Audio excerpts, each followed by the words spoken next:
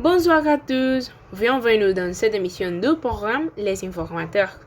Aujourd'hui, nous verrons comment la famille suisse a été constituée au cours des dernières années.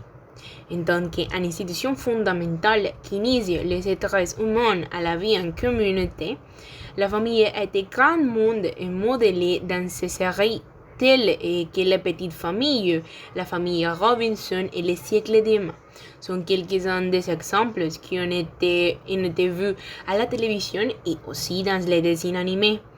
Avec le temps, on comprend comment l'évolution du monde et sa culture globalisante et changeant beaucoup de choses qui, dans les siècles précédents, pouvaient être considérées comme anormales. Et l'une de ces choses est la diversification qui a pris le mot famille, surtout dans notre pays, a généré une grande surprise. La génération des familles monoparentales, des familles homoparentales et aussi des familles recomposées. Dans cet épisode, Valentina Serrano nous apporte une vue de près à comme c'est la vie d'un type de famille que nous voyons dans l'actualité très beaucoup, la famille monoparentale. Bonjour Mariana, comment allez-vous? Ça va très bien, je suis très contente d'être ici. Alors, racontez-nous un peu de vous, s'il vous plaît.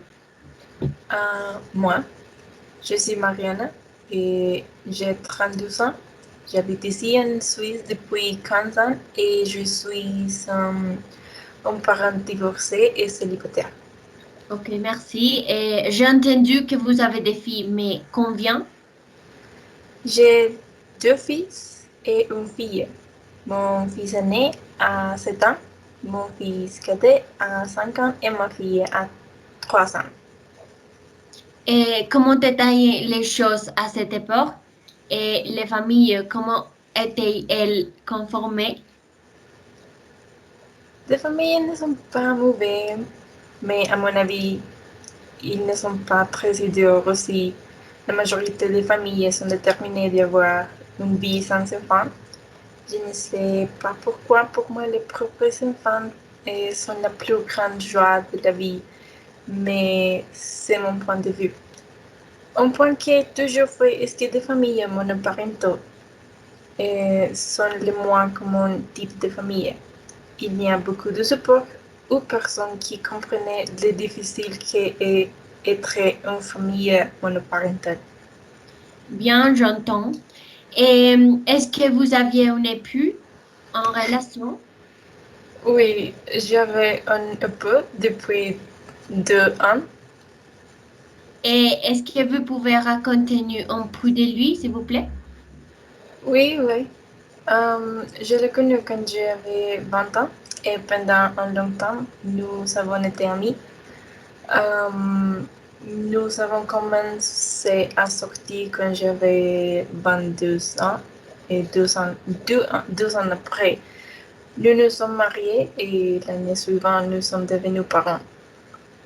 Puis le deuxième fils est finalement notre petite fille depuis 3 années. Pardon. Euh, Au principe de notre relation et notre mariage, il a été très drôle et animé. Il est toujours brillant et amoureux. Mais depuis 5 ans, il a changé avec moi et avec nos fils. Je ne doute pas qu'il aime nos fils, mais il n'est pas le même homme qu'il a été quand ils sont nés. Et aujourd'hui, sa relation avec sa famille est très différente et quelquefois forcée. Ok. Et qu'est-ce qui s'est passé après de votre divorce? Et il ne se passe rien. Euh, il continue de visiter mon fils et de me donner l'argent pour eux, mais il ne l'importe pas du temps avec le fils. Et comment ça se sent être partie du 5,4% des familles monoparentaux dans les années 90? Et comment ça sent être la seule personne qui travaille pour ses enfants? Ça me fait sentir épuisée la majorité du temps. Et c'est une situation un peu difficile, surtout économiquement. Mais je pense que c'est la meilleure option pour moi et mes fils.